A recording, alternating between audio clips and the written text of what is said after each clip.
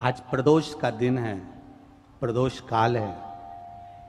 आप भूल गए प्रदोष के दिन, प्रदोष काल के दिन, प्रदोष के दिन, प्रदोष काल में आपने मुझसे वचन दिया था कि तू जिस जगह पर ले जाकर खड़ा कर देगा उस स्थान में मैं चारों तरफ अपनी दृष्टि फेरूंगा और चारों तरफ दृष्टि जहां फेरूंगा जो जिस कामना को करेगा उसकी कामना मैं पूरी करूंगा। यह आपने मुझे वचन दिया था भोले।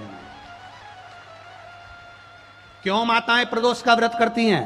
क्यों पुरुष प्रदोष का व्रत करते हैं?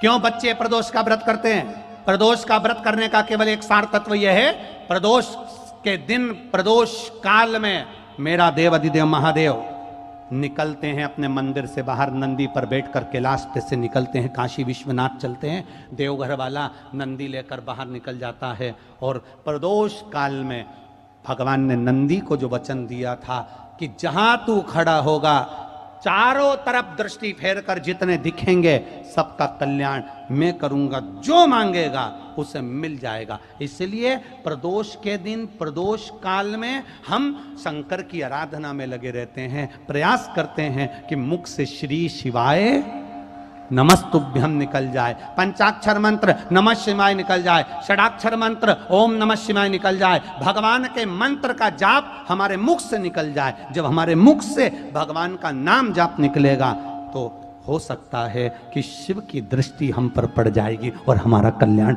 निश्चित हो जाए, हमारा कल्याण।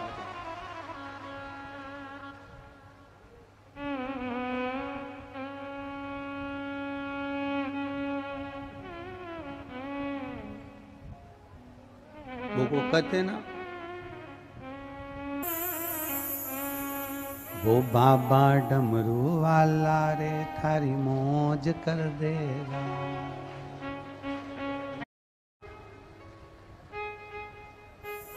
वो साधारण नहीं है महाराज,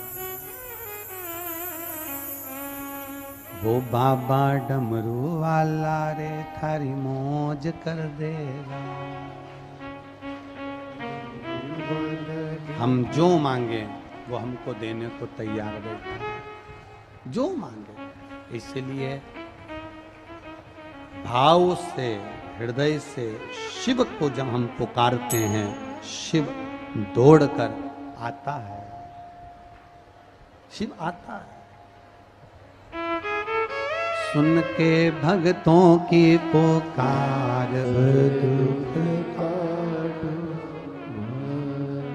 शिव कथा कहती है, प्रदोष के दिन, प्रदोष काल में शिव जी के नाम का स्मरण प्रत्येक को कर लेना चाहिए। और एक नंदीश्वर शिव महापुराण से एक बात सीख कर जाइएगा, अगर आपको लग रहा है कि दुख समाप्ति नहीं हो रहा है, एक बीमारी से उठे दूसरी बीमारी में लग गए, फिर कोई दुख आ गया, फिर कोई दुख आ गया, फिर कोई तकलीफ आ गई, फिर कोई तकलीफ आ गई, बार बार आपको लग रहा है कि दुख पीछा ही नहीं छोड़ रहा, तो नंदीश्वर शिव महापुराण की कथा आपको कह रही है, प्रदोष के दिन, प्रदोष काल में दो जगह दिए लगाना प्रारंभ कर दो। पहला, बेलपत्री के वृक्ष के नीचे पहला दिया प्रदोष काल में, प्रदोष के दिन बेलपत्री के वृक्ष के नीचे, और दूसरा दिया अपने दरवाजे की चौखट के बाहर। मतलब अपन बाहर खड़े होंगे, अंदर की ओर दिया नहीं, बाहर की ओर। एक दिया बेलपत्र के नीचे देवाधिदेव महादेव से प्रार्थना कर कर, हे शिव शंकर, हे गौरी शंकर, हे शिव, आज प्रदोष का दिन, प्रदोष काल में आप भ्रमण के लिए निकलोगे नंदीश्वर के साथ में, ऐसी कृपा करना, आपके लिए मैंने द्वार सजाया है भोलेनाथ, आपकी दृष्टि मेरी चौखट पर भी कर देना, मेरी जिंदगी संवर जाए। इसलिए दो दीप स्मरण करो। हाँ, अच्छा इशारा करा है, उसे समझ गए हो।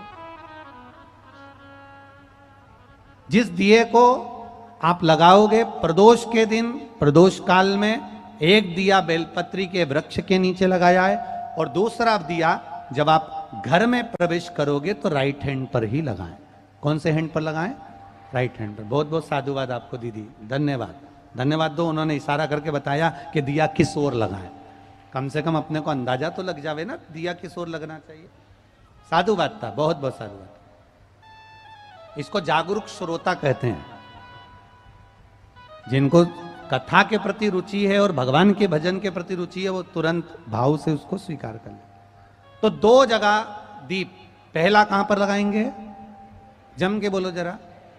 बेलपत्री के वृक्ष के नीचे। अब बेलपत्री के वृक्ष को भी समझना, कौन सा वृक्ष होना चाहिए?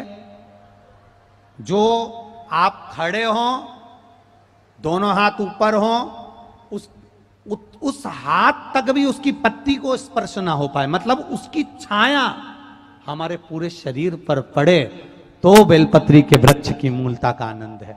जो छोटे बेलपत्री के वृक्ष होते हैं, छोटे छोटे जो पौधे होते हैं बेलपत्री के, इनको जल डालकर, खाद डालकर सिंचित करो, बड़ा करो, उनको पोषित कर कर, बड़ा कर कर कहीं अच्छी जगह उनको लगाओ। ये नहीं कि छोटी बेलपत्री के पत्ते तोड़ लो या छोटे से पौधे के पत्ते तोड़ लो, वो श्रेष्ठता नहीं है। शिव पुराण कहती है वृक्ष वो होना चाहिए जिसकी छाया हमारे ऊपर आए। बाकी के आपके घर में आप बेलपत्री का पौधा लगाते हो, उसको बड़ा करो, बड़ा करने के बाद उसको कहीं अच्छी जगह पर लगाओ जिससे वह बेलपत्री का पौधा बड़ा हो जाए। बड़ा हो जाएगा, हम हैं नहीं हैं, कम से कम वो पौधा रहेगा, वृक्ष बनेगा। वृक्ष बनेगा तो उसकी पत्तियां टूटकर महादेव पर चढ़ेगी, तो हमारा कल्याण अपने आप हो जाएगा। जिस प्रदोष व्रत का हम वर्णन करते हैं, जिस प्रदोष के दिन का आपको बधाई कल हमने दी थी कि प्रदोष की आपको बधाई हो। प्रदोष शाम का जो समय होता है, प्रदोष काल जो होता है, उसका वर्णन जब हम करते हैं, ये प्रदोष की पूजन का विधान किसने बनाया, ये प्रदोष की पूजन का नियम किसने बनाया, ये प्रदोष की संध्या काल का, प्रदोष के समय का पूजन का विधान कौन बनाया, ये प्रदोष के समय पर एक बेलपत्र चढ़ाने का विधान किसने बनाया, प्रदोष के समय पर एक समीपत्र चढ़ने का विधान किसने बनाया, प्रदोष के समय पर अगर मान लो कोई भिखारी से भिखारी व्यक्ति भी है जो ठेला चला रहा है, उसके पास ही में कुछ भी नहीं बचा और कर्जे में लदालूम हो गया, एक चावल का दाना अगर वो प्रदोष के दिन, प्रदोष काल में शाम के समय पर शंकर के शिवलिंग पर चढ़ा देता है, तो 3 या 4 प्रदोष में उसका कर्जा चूकना प्रारंभ हो जाता है। प्रदोष का विधान। इतना ये प्रदोष का वर्णन करा किसने? इतना प्रदोष की महत्वता बताई किसने? कौन करे इतना वर्णन? अगर प्रदोष की महत्वता बताने वाला कोई है, इसीलिए मेरे शंकर भगवान माता सती को लेकर कुंभज ऋषि के यहाँ, अगस्त ऋषि के यहाँ कथा सुनने के लिए गए थे, क्योंकि उनके बराबर कोई शंकर के महत्व को बता नहीं सकता और प्रदोष के महत्व को नहीं बता सकता। सती मैया को प्रदोष का महत्व बताने के लिए शंकर सती जी को लेकर कुंभज बाबा के यहाँ गए थे, अगस्त ऋषि, कि प्रदोष के महत्व को तो जानो सती,